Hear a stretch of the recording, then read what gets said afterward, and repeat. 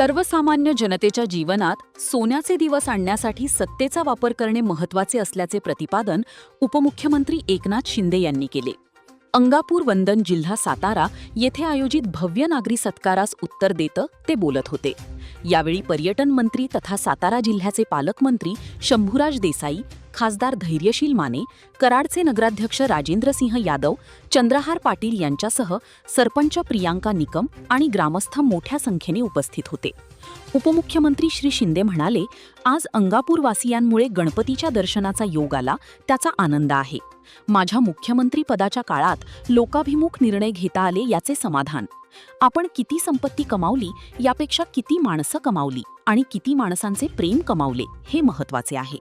लाडक्या बहिणी, शेतकरी, सर्वसामान्य नागरिक यांच्या जीवनात सोन्याचे दिवस आणण्यासाठी अहोरात्र काम करीत आहे. शेतकऱ्यांच्या जीवनात सुखाचे दिवस येवो हीच गजाननाच्या चरणी प्रार्थना आहे. अंगापूर गावाने एक गाव एक गणपती ही परंपरा सुरू केली आहे. तिचा आदर्श राज्यातील सर्व गावांनी घ्यावा.